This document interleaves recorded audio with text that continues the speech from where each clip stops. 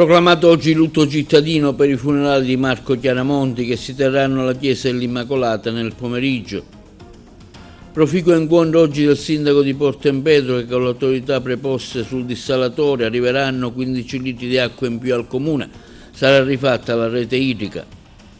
Partecipata manifestazione a Favara per l'insediamento del nuovo parroco della chiesa dell'Itia, Don Maurizio Mangione, presente anche il vescovo Damiano. Consegnati ad Agrigento i premi Pirandello a Roberto Andò e Sonia Bergamasco, convegno dei farmacisti al Teatro Pirandello. Strade allagate sabato ad Agrigento e provincia per via della forte pioggia caduta. Controlli della polizia di Agrigento, elevate diverse multe e sanzioni per irregolarità riscontrate. I carabinieri sequestrano DVD e merce contraffatta a San Leone.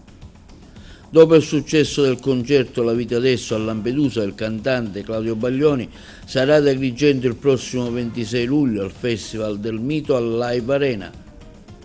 Esordio vincente dell'Agragas allo Stadio del Seneto con la Pro Ragusa, la Castrum Favara perde in trasferta con la Vibonese.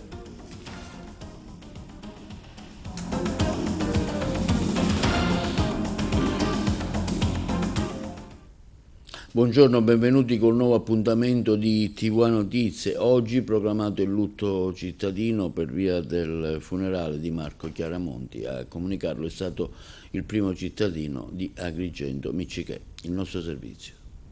Oggi giornata di dolore e di preghiera. Agrigento si prepara per l'ultimo saluto al 50enne istruttore di tennis e padel Marco Chiaramonti, deceduto la sera di sabato 20 settembre scorso a seguito dell'incidente stradale che si è verificato in Viale Emporium tra il villaggio Peruzzo e San Leone. Il sindaco di Agrigento, Francesco Miccichè, ha proclamato per oggi lutto cittadino in concomitanza con i funerali. La cerimonia funebre si svolgerà alle 15:30 nella Basilica dell'Immacolata in piazza San Francesco sotto la via Atenea. Durante la celebrazione, bandiere a mezz'asta negli edifici pubblici, uffici comunali fermi, negozi e attività commerciali con le saracinesche abbassate. Disposta anche la sospensione di eventi e manifestazioni ludiche o ricreative in segno di rispetto. L'amministrazione comunale, si legge nella determina sindacale firmata dal sindaco Miccichè, ha proclamato la giornata di lutto in segno di cordoglio per la prematura scomparsa di Marco Chiaramonti, persona molto conosciuta e stimata in città per le sue doti professionali e umane. La Procura della Repubblica di Agrigento è in atto aperto un'inchiesta per ricercare le cause che hanno provocato l'incidente mortale nei pressi del Viale Emporium e se lo scooter sbandato per via della buca presente nella strada che ha causato il ribaltamento verso un tronco d'albero.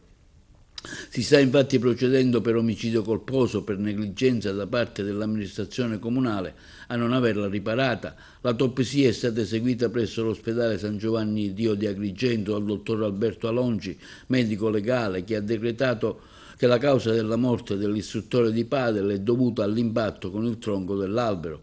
La Procura di Agrigento ha già scritto nel registro degli indagati il dirigente comunale a capo del settore della manutenzione stradale e l'impiegato addetto alle riparazioni. L'atto del Tribunale è un atto dovuto per consentire agli indagati di nominare dei propri consulenti per un giusto contraddittorio. Si è svolto un tavolo tecnico stamani in videoconferenza con la struttura commissariale e gli altri enti preposti sul dissalatore di Porto Empedocle. Aumentata la capacità idrica per il comune empedoclino di 15 litri di acqua al secondo e presto sarà rifatta anche la rete idrica. Abbiamo sentito in merito il primo cittadino di Porto Empedocle, Calogero Martello. Sindaco, stamattina in videoconferenza un tavolo tecnico sulle problematiche del dissalatore con tutti i soggetti attivi. Ecco, se ci fa un resoconto delle risultanze ottenute. Direttore, grazie. Stamattina si è svolta un tavolo tecnico in videoconferenza con la struttura commissariale, Sicilia Acque, la Capitaneria di Porto e il Comune di Porto Empedocle. In quell'occasione si è discusso del dissalatore ed in particolare sulle richieste che il Comune di Porto Empedocle ha fatto per quanto concerne come opere compensative per la città. In particolare si è affrontato il problema della fornitura d'acqua prodotta dal dissalatore e sono stati concessi al Comune di Porto Empedocle 15 litri di acqua al secondo sul totale di produzione. e inoltre su mia richiesta è stata anche presa in considerazione ed approvata la possibilità di procedere alla riparazione di tutte quelle rotture della rete idrica che di competenza laica ma che ad oggi non erano state affrontate.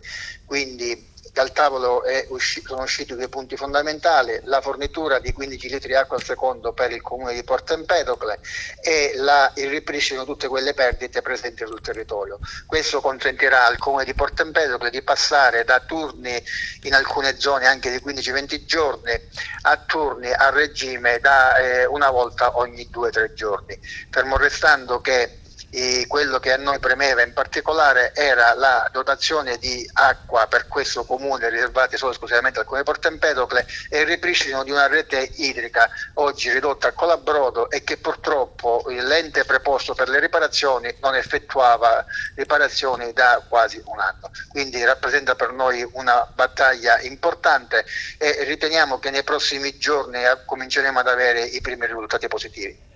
I tempi tecnici relativamente alla condotta idrica? Allora, i tempi tecnici per quanto riguarda l'erogazione dei 15 litri al secondo già a partire da qui ad un paio di giorni. Per quanto riguarda la riparazione della condotta idrica mi è stato assicurato che nel più breve tempo possibile, quindi da qui a qualche giorno, cominceranno ad effettuare le riparazioni previste. Voglio però sottolineare e ringraziare la struttura commissariale, ringraziare Siciliacque e tutti gli intervenuti perché hanno preso a cuore e quindi hanno sposato la richiesta del comune di Porto Empedocle, che in questo momento sta attraversando per tutta una serie di vicissitudini, una serie di difficoltà, in modo particolare dico nei confronti degli enti che preposti a svolgere un servizio per difficoltà che anche loro stanno attraversando non effettuano da tempo. Grande accoglienza ieri sera a Favara in Piazza della Pace per il neoparroco della chiesa dell'Itria, Don Maurizio Mangione, alla presenza del vescovo Damiano. Ha seguito per noi i lavori Margherita Trupiano. Don Maurizio, la comunità di Favara l'ha accolta in maniera straordinaria, presente anche l'Arcivescovo, una cerimonia sicuramente toccante. Quali sono le sue emozioni in questo momento? Ho incontrato un popolo favarese dal cuore grande, dal cuore generoso. Già in questi giorni mi sono incontrato con il Consiglio pastorale, con il Consiglio degli affari economici, con i vari collaboratori e mi sono accorto veramente di questo dono così bello, il dono dell'amicizia. Io ho vissuto questa celebrazione eucaristica con gioia, con fede, sapendo che adesso da domani inizio a lavorare per questo popolo santo di Dio che il Signore mi affida. Ci sono i sentimenti, così come ho detto nell'omelia a fine celebrazione della Santa Messa, nel discorso di saluto, ci sono sentimenti di gioia, ci sono sentimenti di trepidazione, ma ci sono anche sentimenti di speranza, perché so che il Signore sarà sempre davanti a me, mi darà la grazia anche di poter fare tante belle cose, ma alla fine, lo dico sempre, il sacerdote se riesce a far amare e conoscere l'amore del Signore Gesù già ha fatto tanto. Buon cammino Don Maurizio. Grazie. Una cerimonia toccante per l'insediamento di Don Maurizio qui alla parrocchia dell'Itria, una grande festa e lei ha detto anche che un cammino pastorale carico di responsabilità.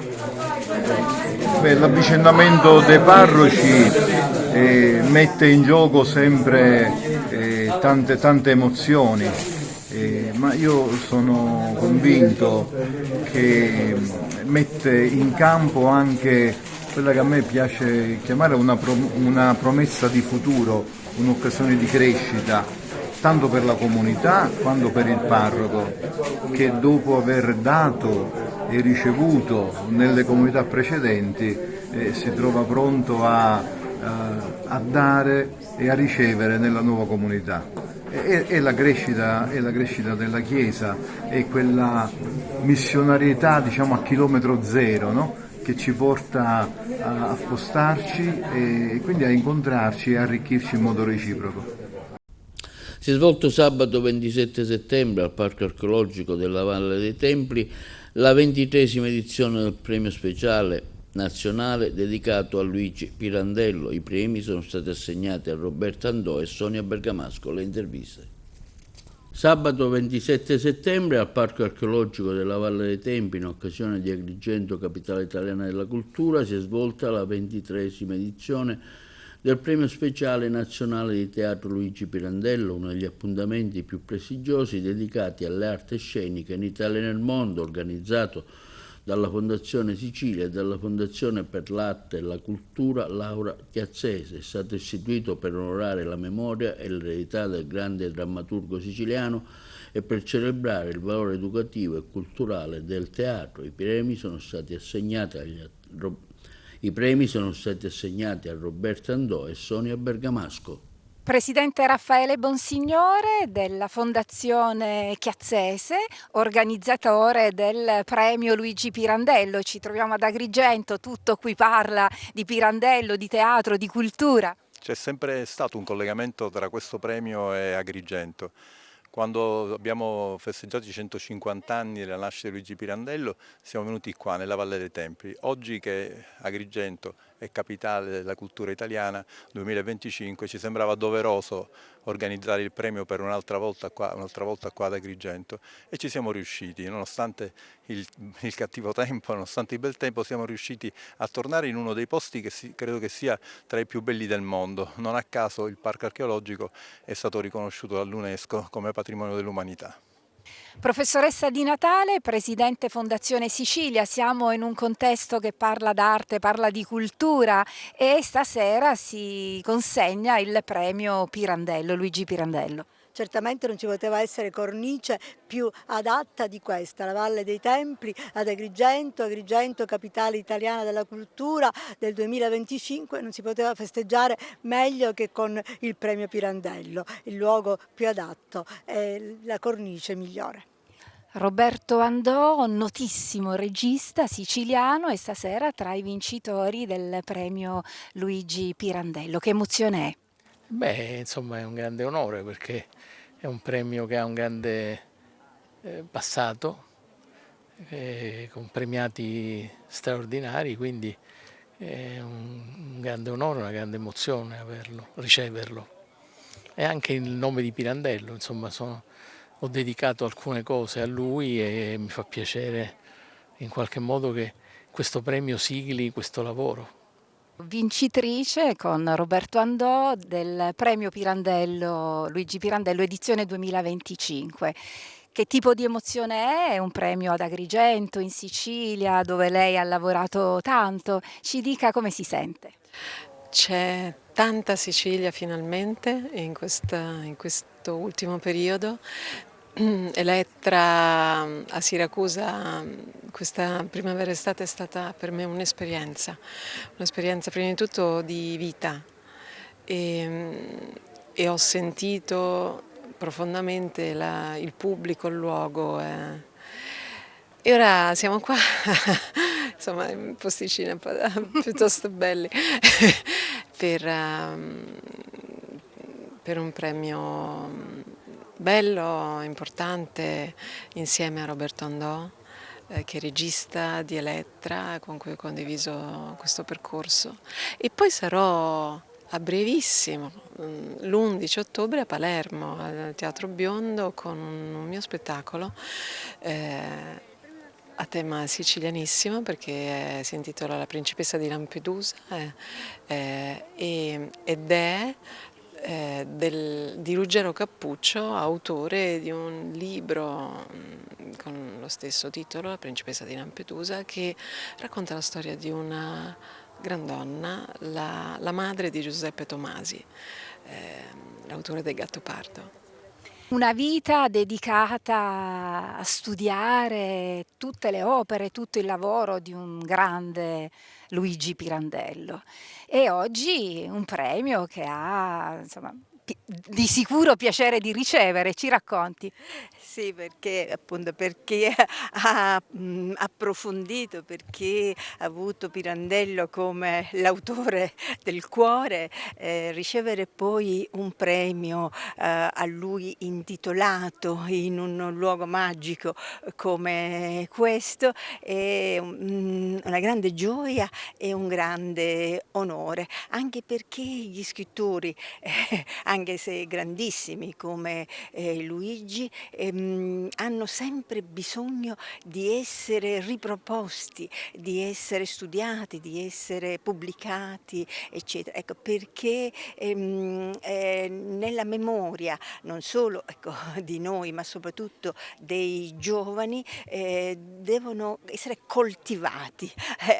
Noi siciliani abbiamo forse il privilegio di aver avuto un patrimonio di autori straordinari, da Verga, Capuana, De Roberto Pirandello, Martoglio, fino a Andrea Camilleri, Tomasi Lampedusa. Ecco, la nostra isola è fecondissima, non a caso Felice Cavallaro ha intitolato la strada degli scrittori, ecco, proprio a indicare la strada è un luogo stretto in un certo senso, ecco, questo affastellarsi di autori, ecco, credo che non ci sia nessuna regione e nessun paese al mondo che abbia avuto la fortuna di avere tanti scrittori. Ecco, di questi Pirandello è sicuramente il più grande.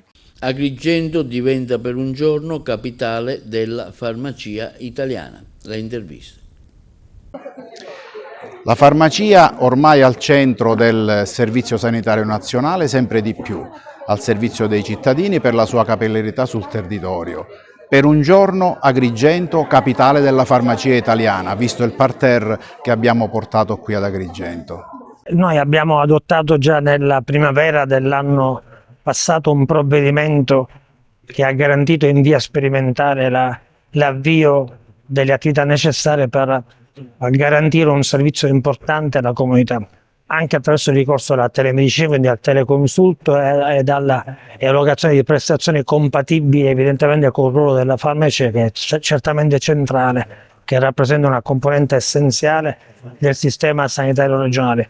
Oggi l'incontro con farmacisti, con sottosegretario alla salute rappresenta un passo avanti nel percorso di realizzazione sostanzialmente di un principio che è quello del partenariato pubblico-privato, del ruolo centrale della farmacia, accanto evidentemente a quello dei medici e degli altri professionisti della salute che concorrono a formare un solido riferimento per il paziente, per il cittadino che ha bisogno di cure facili, veloci, importanti in questo i piani terapeutici informatizzati, il fascicolo sanitario elettronico sul quale giocherà un ruolo anche il farmacista, sulla digitalizzazione complessivamente intesa e sulla medicina territoriale di prossimità, con le case di cura di comunità che avranno all'interno anche i farmacisti, quelli dipendenti dal sistema sanitario regionale, perché l'obiettivo concreto è quello di migliorare la qualità e l'accesso alle cure col concorso di tutti coloro i quali operatori del mondo della sanità possono offrire al sistema sanitario complessivamente inteso un apporto utile e finalizzato a migliorare il percorso di salute nei confronti dei cittadini. È stata una giornata molto produttiva per il Servizio Sanitario Nazionale ad Agrigento, perché è chiaro che la presenza di un uomo di governo e lo spessore del sottosegretario Gemmato e la presenza di tutti i rappresentanti della categoria dei farmacisti e anche dei rappresentanti dei medici e degli infermieri hanno dato un livello di qualità altissimo, e di questo ne sono orgoglioso, perché c'è stata la possibilità insieme ai dirigenti regionali di tracciare le linee guida per quello che sarà il futuro del servizio farmaceutico nel nostro panorama nazionale, ma anche in quello regionale. La possibilità che con il nuovo decreto che è stato varato dal Consiglio dei Ministri tante pastoie burocratiche verranno ridotte e il cittadino sarà sempre più pronto a ricevere delle risposte in tempo reale. L'evoluzione dopo il Covid della nostra professione ha contribuito sicuramente a far evolvere l'organizzazione sanitaria del paese. I farmacisti sono diventati la porta d'ingresso del Servizio Sanitario Nazionale, e anche grazie al governo, sta sempre di più questa categoria assumendo ruoli e compiti che sono proprio tesi a rafforzare quella farmacia di prossimità che è la lezione che abbiamo imparato dopo la tragica pandemia. Con la definizione della farmacia dei servizi e con il testo unico sulla legislazione farmaceutica, la figura del farmacista sarà sempre una figura strategica nell'assistenza territoriale, seppur in convenzione. Oggi ci sono intere aree del nostro paese, penso alle aree interne, all'area depresse, ai piccoli comuni, dove l'ultimo presidio del sistema sanitario nazionale, ripeto seppur in convenzione, è rappresentato dalle farmacie. Dotarli di una strumentazione anche legislativa che consenta alle farmacie rurali, ai farmacisti di poter erogare servizi di bassa complessità significa rendere un pezzo di sanità territoriale e quindi dare una sanità di prossimità che serve da un lato ad essere più vicino al paziente e al cittadino, ma dall'altro anche a decongestionare le strutture ospedaliere nelle quali deve offrire soltanto l'alta complessità.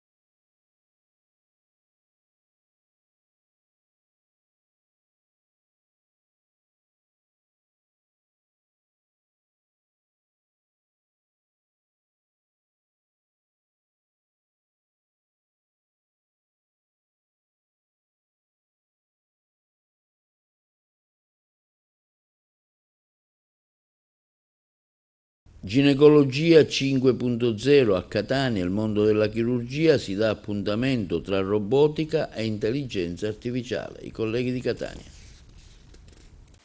Formazione di giovani specialisti, utilizzo delle nuove tecnologie diagnostiche e chirurgiche per preservare la salute delle donne e la fertilità. Presso l'Arnas Garibaldinesima è stato presentato l'11° congresso di chirurgia endoginecologica del Mediterraneo che si svolgerà dal 30 settembre al 3 ottobre a Catania tra l'ospedale Garibaldinesima e lo Sheraton. L'evento scientifico di rilevanza internazionale riunirà professionisti del settore ginecologico, endoscopico e chirurgico provenienti da tutto il mondo, confermando la città etnea come crocevia internazionale per ricerca e innovazione.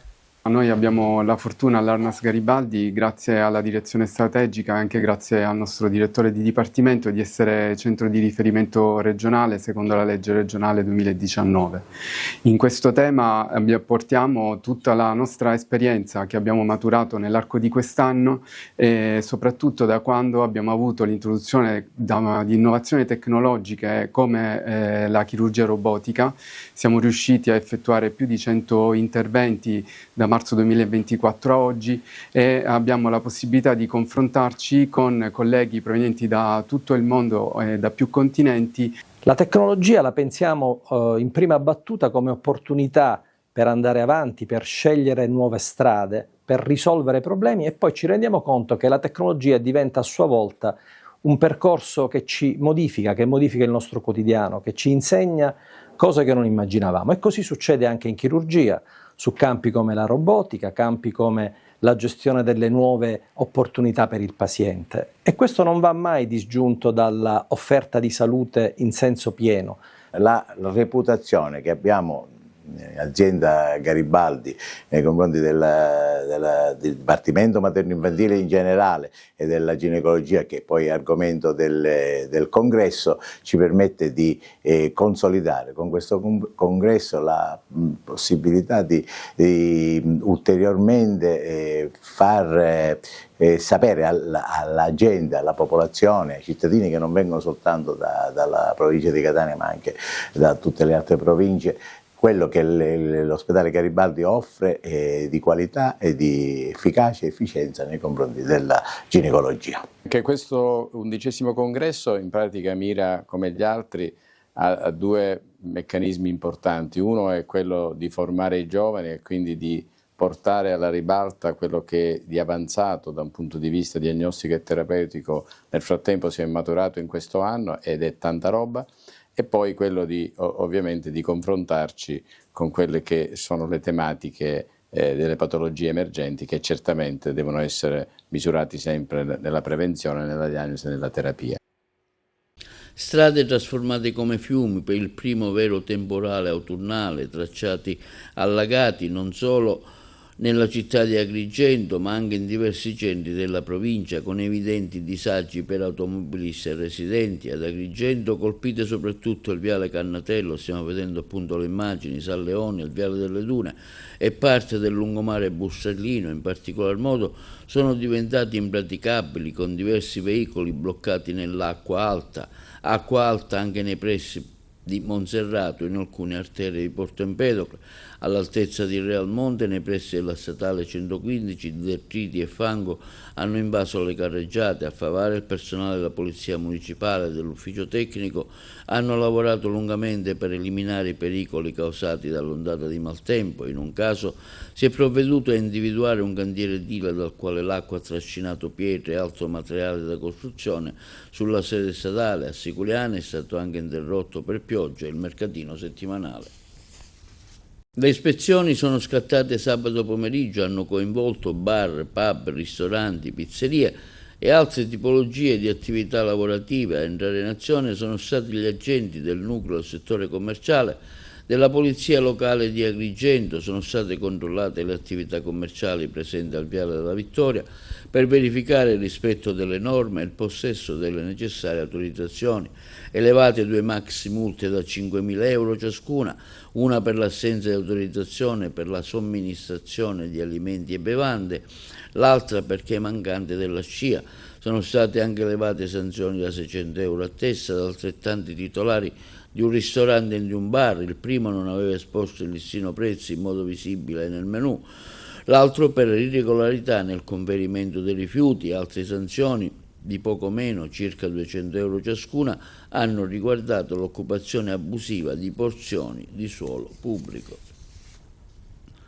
La presenza di una bancarella come se fosse al mercato ma senza alcuna autorizzazione, con l'esposizione per la vendita di DVD e CD contraffatti e provento della duplicazione abusiva nei pressi del lungomare Falcone Borsellino a San Leone, non è sfuggita agli occhi dei carabinieri del comando provinciale di Agrigento, che in poco tempo hanno fatto scattare un controllo antiabusivismo commerciale. Ritenuti e sequestrati circa 800 supporti digitali duplicati illegalmente. Il venditore, un 65enne di nazionalità senegalese residente ad Agrigento, è stato denunciato a piede libero. Deve rispondere ora con l'accusa di introduzione e commercio di prodotti realizzati in violazione della legge sul diritto d'autore. Secondo gli investigatori, i DVD e i CD erano confezionati in maniera artigianale, inseriti in buste di plastica e accompagnati dalle copertine costituite da fotocopie di quelle originali. Scoppia una lite tra due persone, spunta un coltello e grazie all'intervento dei carabinieri del nucleo radiomobile della compagnia di Agrigento è stato evitato il peggio. L'uomo armato è stato fermato dopo un tentativo di fuga. Si tratta di un 38enne di nazionalità marocchina denunciato in stato di libertà alla Procura della Repubblica di Agrigento per porto abusivo di armi. È successo in via Crone, a poca distanza dalla stazione di Agrigento. Linea alla regia per la pubblicità.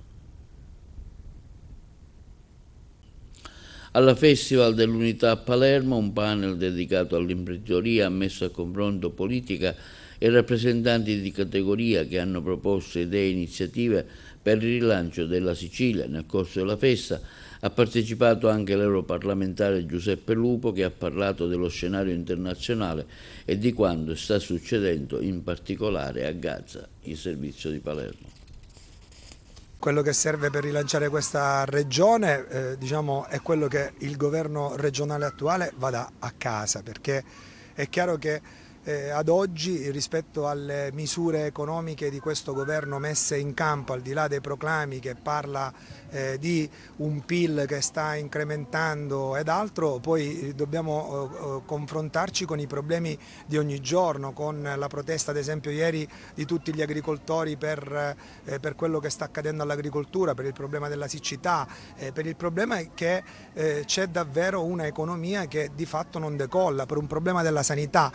Dico anche su Palermo c'è tanto da fare, c'è tanto proprio perché ritengo che questa città merita davvero tanto, e sono tante invece le lacune rispetto ad un'azione amministrativa che deve avere più incidenza, e quindi a quel punto come dire, il centro-sinistra con a capo il Partito Democratico deve dare una soluzione, ed è la soluzione che siamo pronti per poter andare verso un governo sia della città di Palermo ma anche della regione siciliana. Io penso che bisogna costruire un modello di sviluppo che sia coerente con i tempi che stiamo vivendo, partendo anche dell'intelligenza artificiale, che è qualcosa che può avere anche una funzione importante. Noi abbiamo leggi che riguardano il mondo dell'artigianato, della piccola e media impresa, che ormai sono datate. Siamo stati primi in Italia e anche in Europa a fare anche leggi importanti, partendo dal 1981, legge 96, poi la legge 3, la legge 102. Oggi si pone un problema e fare una legge armonica. Questo è quello che serve. Noi siamo pronti e disponibili per dare il nostro contributo sia a Palermo sia alla Sicilia, lo stiamo facendo, mettendo in campo anche da un lato risorse e contestualmente, oltre alle risorse, progetti e idealità. Pensiamo ad esempio al social housing, c'è un problema di carenze, di alloggi per le coppie giovani e meno giovani che hanno difficoltà anche ad avere una casa, un tetto. Rispetto a questo ci stiamo spendendo assieme anche ad altre organizzazioni quale la Lega e le cooperative. Col Comune di Palermo abbiamo iniziato una forte interlocuzione, ma riteniamo che Palermo, ad esempio, ha più di 800 beni confiscati alla mafia che possono essere messi a disposizione ai cittadini. Questa città rispecchia un po' l'andamento della regione, lo dicono gli ultimi dati, il turismo che cresce, l'industria che si dà da fare ma arranca sempre, e poi un terziario in lieve difficoltà. E serve una spinta soprattutto sotto il profilo della crescita economica. La crescita economica la possono dare solo le imprese, soprattutto le imprese private, e le imprese private devono essere incentivate da due cose: minore burocrazia, bandi comunitari che possano realmente sostenere l'impresa e soprattutto la nuova impresa. Questo si sta facendo a livello regionale, bisogna che ci sia forse qualche spinta in più. Una situazione internazionale complessa, una situazione internazionale che non si è mai verificata da dopo la Seconda Guerra Mondiale, dal conflitto russo-ucraino a Gaza, e l'Europa sta dimostrando tutte le sue fragilità e anche, ahimè, le sue divisioni. Gli Stati membri devono decidere di rendere l'Europa più forte, fintanto che ci saranno Stati membri sovranisti e anti-europeisti. L'Europa purtroppo non sarà in grado di affrontare queste grandi sfide. Io sono per un'Europa più forte, capace di mettere in campo iniziative diplomatiche per riportare la pace in Ucraina, riportare la pace anche in Palestina. Abbiamo votato a Strasburgo una importante risoluzione che condanna le politiche criminali di Netanyahu contro il popolo palestinese a Gaza, per fermare questo genocidio che purtroppo è costata la vita ad oltre 20.000 bambini, a centinaia di migliaia di persone, a circa 250 giornalisti che sono stati messi a tacere perché purtroppo Netanyahu ha deciso che il mondo non deve sapere, ma purtroppo il mondo ha saputo, ha visto tante crudeltà e c'è una grande mobilitazione, vicinanza anche alla flottiglia, alla collega Annalisa Corrado, deputata europea, a bordo, che sta facendo tutto quel che può per portare aiuti umanitari sulla striscia di Gaza. Penso che l'appello del Presidente Mattarella vada raccolto il buonsenso e la diplomazia devono prevalere. Cosa potrebbe fare l'Europa in modo concreto? Ecco? Ma l'Europa intanto finanzia aiuti umanitari significativi per quanto riguarda l'agenzia UNRWA, che è l'agenzia dell'ONU che porta aiuto umanitario a Gaza, per sanità, per cibi, alimentazione, per istruzione, e questo lo fa annualmente e lo fa normalmente. Abbiamo già in programma uno stanziamento di circa 1.600 milioni di euro e la grande sfida è anche aiutare la ricostruzione di Gaza quando tornerà la pace, ci auguriamo presto. Intanto auspichiamo immediatamente un cessate il fuoco, così come per l'Ucraina. Il prossimo bilancio pluriennale 2028-2034 conterrà impegni finanziari molto significativi per la ricostruzione dell'Ucraina. Si è concluso il Couscous Fest 2025 svoltosi a San Vito Lo Capo. Vincitore del premio è stato il Portogallo, i colleghi di Trapani. Vince il campionato del mondo Couscous Fest qui a San Vito Lo Capo, il Portogallo. Seconda classificata all'Italia. Un trionfo portoghese al Couscous Fest 2025. Lo chef Tiago Ferreira Silva ha convinto la giuria con un couscous a base di pollo, vino di Porto e salsa cabidela, un piatto capace di convincere la giuria tecnica per armonia di sapori e colori, unendo tradizione e sperimentazione. Il festival, che da anni celebra l'integrazione attraverso il cibo, ha visto sfidarsi chef provenienti da 8 paesi: Italia, Tunisia, Marocco, Spagna, Filippine, Perù, oltre al Portogallo e alla squadra di Medici Senza Frontiere. Executive chef in un hotel vicino Lisbona ha battuto in finale l'Italia e la Tunisia. A premiarlo sul palco in spiaggia il sindaco di San Vito Francesco La Sala e l'amministratore delegato di Via Couscous Francesco Formisano. Non solo cucina. La serata si è aperta con una sfilata di moda ispirata ai paesi in gara, a cura degli studenti dell'Accademia delle Belle Arti di Palermo, ed è proseguita poi con diversi premi speciali. Al Marocco quello di Amadori per l'uso del pollo, alla Spagna il riconoscimento Food Network per la migliore presentazione, alle Filippine il premio Originalità Conad ed infine al Perù quello per la sostenibilità. A chiudere la kermesse sanvitese le parole del sindaco La Sala, che ha lanciato un appello alla pace, ed il concerto di Anna Castiglia, seguito da un DJ set che ha fatto ballare migliaia di persone in riva al mare. Con il successo del Portogallo cala così il sipario sull'edizione 2025 del Couscous Fest. Appuntamento al prossimo anno.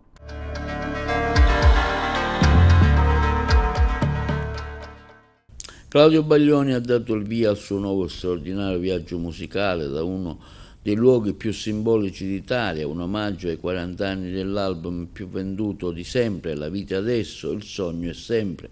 Dopo il grande successo di Lampedusa, in programma altri 40 concerti e altrettante location uniche da giugno a settembre del 2026. Un tour evento tra meraviglie culturali, artistiche e paesaggistiche.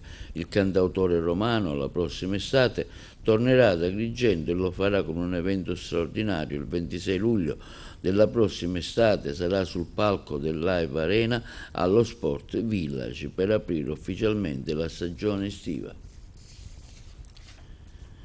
Passiamo ora allo sport. Il Virtus Ragusa conquista i primi 3 punti della stagione superando il Pro Ragusa davanti al caloroso pubblico dell'Esseneto, il servizio di Carmelo Lentini. Prima vittoria del campionato per l'Acregas, che supera con qualche sofferenza un Pro Ragusa combattivo, compatto in difesa e duro a morire. La rete della vittoria porta la firma di Tripoli ad una manciata di minuti dalla fine, a conclusione di un contropiede micidiale portato avanti con grande determinazione. Partita, dicevamo, molto spigolosa, combattuta a centrocampo, con i padroni di casa che, pur sospinti da un ottimo Jama, non riusciva a centrare la porta difesa da Cavone. I tiri in porta, infatti, risultavano sbilenghi e fuori misura, e i contrasti sempre duri e al limite del regolamento. Eppure qualche emozione si è vissuta sugli spalti quando una rete biancazzurra di Tene Lopez è stata annullata per fuorigioco, mentre da parte Blea qualche episodio contestato in area biancazzurra per un presunto mani ed un atterramento di un proprio calciatore giudicato ininfluente dall'attento arbitro d'Avola. Ad inizio ripresa il brutto fallo di Pianese su Gambino e pro Ragusa in inferiorità numerica per quasi 35 minuti. La gara è proseguita sempre sullo stesso binario, con i due portieri inoperosi, ma poi, quando tutto lasciava presagire per un nulla di fatto, ecco l'episodio chiave che ha sbloccato la gara e che abbiamo descritto poco prima. 3 punti sudati per l'Acregas, che mercoledì prossimo sarà in campo sempre all'Esteneto per il return match di Coppa Italia con l'Aragona. Ma occhio al campionato, che non si prospetta affatto facile, e domenica prossima sarà sfida esterna sul campo del Città di Canicattini. Nel girone A di promozione, uno spumeggiante Gemini batte fuori casa il Città di Casteldaccia con un sonoro 4-0. Prima rete su punizione, finalizzata con astuzia da Gianluca Muratore. Gara in mano alla compagine agrigentina, che prima della fine del tempo sigla il raddoppio con Colla e Cabila. Nel secondo tempo si scatena l'attaccante Giorgio Stasse con una doppietta, la prima con una girata all'incrocio dei pali, la seconda con un tiro sotto porta. Esordio positivo anche per il Casteltermini di Renato Maggio, che con un meritato 3-0 supera il Camporeale e guadagna i primi 3 punti in classifica generale. Autentico match winner della gara il giovane noto, che ha siglato una doppietta, e poi la rete del 17enne Perrone, giovane interessante del vivaio castelterminese. Mercoledì prossimo, 1 ottobre, sarà sfida a San Giovanni Gemini contro la locale squadra per il ritorno di Coppa Italia. Esordio esterno contro un avversario attrezzato è positivo per la margheritese di Giuseppe Gerardi, che al Favazza ottiene un buon pari 1-1. Sotto di una rete la compagine bellicina riesce a segnare il pari con un preciso colpo di testa di Gangitano, punto pesante anche per l'Aragona di mister Giordano, che mantiene l'imbattibilità della propria porta su un campo difficile contro una pretendente al salto di categoria, il Valderice. Un nulla di fatto meritato, ricco di occasioni, propizia una gara molto combattuta, spigolosa, che poteva anche arridere ai colori biancazzurri aragonesi se al 93esimo non avesse sprecato un penalty a proprio favore. Al seguito della compagine agrigentina, un nutrito numero di tifosi allo stadio Misericordia. Io lo sapevo che la partita era una partita difficile, perché li conosco, l'anno scorso hanno fatto un grande campionato, conoscevo anche parecchi giocatori perché li ho allenati, per cui sapevo le difficoltà di questa partita. Poi è chiaro che quando tu nella prima frazione di gioco crei 2 o 3 situazioni importanti e non fai gol, è chiaro che poi cresce l'ansia, il tempo passa, magari loro hanno spezzettato tanto il gioco. Credo che non abbiamo mai rischiato qualcosa di importante, la squadra ha dato tutto, ha dato l'anima. Non vuole essere un alibi, ma oggi, quando tu ti ritrovi con 4 giocatori squalificati contemporaneamente, è chiaro che le difficoltà ci sono. Però sono stati bravi perché non hanno mollato mai, la si poteva vincere alla fine e su quello su cui abbiamo lavorato alla fine siamo riusciti a fare gol. Sono contento sono felice per i 3 punti, per la società, per il pubblico e per Silvio, perché è un ragazzo generoso, è entrato bene, come sono entrati bene pure gli altri. Non dimentichiamo che oggi è esordito nel 2009 Nobile, che in un ruolo non suo perché si è sacrificato, perché oltre ai 4 squalificati abbiamo avuto anche 2 infortunati importanti, un Niemi ed Erbini che poi è entrato negli ultimi 10 minuti. Non è facile, il campionato è questo, chi viene qua viene a battagliare come è giusto che sia, per cui sappiamo le difficoltà che andiamo ad incontrare, però siamo contenti, dai. Mister, è un mese che lo ripetiamo, ormai è un mese che lo ripete, sarà una battaglia su ogni campo, sarà un campionato difficile. Saranno tutte partite come questa? Sì, io il campionato, ti ripeto, l'ho fatto solo l'anno scorso, ma tra questo e l'eccellenza c'è poco, tra la Serie D c'è poco. I campionati, quando incontri squadre importanti, è chiaro che tutti quanti triplicano le forze, ma ribadisco, è giusto che sia così. Poi è chiaro che giocare davanti a una cornice di pubblico così bella, che ci ha spinto fino alla fine, la cosa più bella che ci rimane, oltre ai 3 punti, è il boato al gol, è stato qualcosa di eccezionale. In cosa deve migliorare la sua Akragas? L'Akragas deve migliorare sempre, allenamento dopo allenamento. Se ti senti appagato vuol dire che abbiamo sbagliato qualcosa. Devi lavorare sempre, giornalmente, perché devi migliorare le cose che dobbiamo fare in campo. Domani analizzeremo la partita perché è giusto che sia così. Dobbiamo curare i dettagli, è chiaro, una squadra in costruzione totalmente nuova, ha bisogno di tempo, ha bisogno di lavorare, però noi, ribadisco, sotto il profilo dei punti, tempo non ne abbiamo, per cui dobbiamo accelerare i tempi nel curare se c'è qualche problema. No, ma innanzitutto voglio salutare tutti i tifosi agrigentini, ma come dice il mister dobbiamo essere sempre tutti pronti, dal primo all'ultimo minuto, chi entra e chi non gioca dall'inizio, e farci trovare pronti come oggi, perché qui non c'è, siamo 23-24 persone, c'è uno più bravo dell'altro e quindi dobbiamo meritarci il posto. Ecco, l'impressione da fuori è che questa squadra ha sentito un po' la pressione dell'esordio all'Esseneto. Sì, ci può stare perché abbiamo trovato una squadra organizzata che fa un po' di anni questa categoria. Per noi magari scendevamo tutti da categorie superiori, tipo giocatori importanti come Cipolla, Fragapane, Gambino, Yama. Non è facile la prima di campionato, ci prendiamo il risultato che era importante, 3 punti, che era la cosa principale per noi. Da domani iniziamo per preparare il ritorno di Coppa. Questo gol vittoria per te cosa significa, che valore ha? È giusto premio al lavoro che stiamo facendo, che sto facendo, mi sto impegnando, sono tanti sacrifici, ma di più per la squadra sono contento perché era importante vincere e partire col piede giusto oggi. Dove può arrivare questa Akragas? Dobbiamo arrivare più in alto possibile col sacrificio e col suore che ci dice il mister giorno dopo giorno e lavorare giorno per giorno. Dedica speciale per questo gol vittoria? I miei genitori e i miei nonni. Mister, quanto brucia perdere in questa maniera?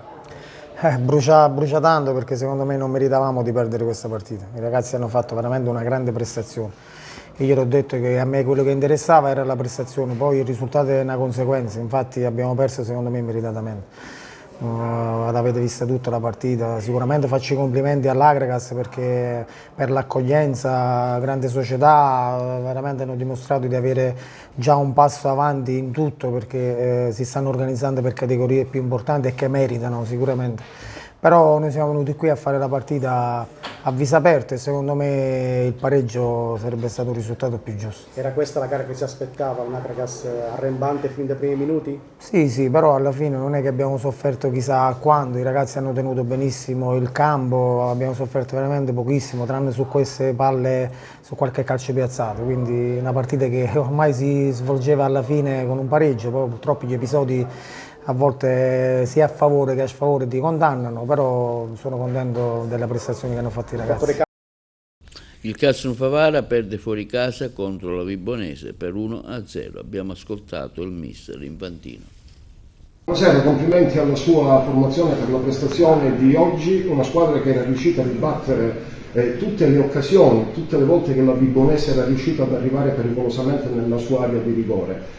Purtroppo però il gol è arrivato da un errore, l'unico errore della sua difesa. Ma errore, io vorrei capire chi ha fatto l'errore, perché l'ha presa con le mani, però al di là di questo siamo arrabbiati, siamo delusi, perché ancora una volta c'è stata una grandissima prestazione, veniamo da un mercoledì turbolento, che è stato difficile assorbire, una partita, un derby sentito, dicevamo, tanti episodi dall'angolo del 2-2 al 3-2, della punizione fischiata e non fischiata, oggi l'espulsione dell'attaccante del centrale difensivo quando il nostro attaccante andava in porta ultimo uomo, dal gol, però concentrarsi su questo fa male, perché i ragazzi oggi veramente hanno dato tutto Noi è una struttura che paghiamo, le 3 partite in settimana li paghiamo, però oggi hanno dato veramente, sono orgoglioso di questi uomini, ancora una volta sono andati oltre le loro possibilità energetiche, fisiche, perché volevamo uscire, volevamo portare punta a casa. Uscire indenni da Vibo non è facile per nessuno e noi ci stavamo riuscendo, fa male, però devo fare solamente i complimenti a questi uomini che ancora una volta hanno dimostrato che se la possono giocare con tutti a viso aperto.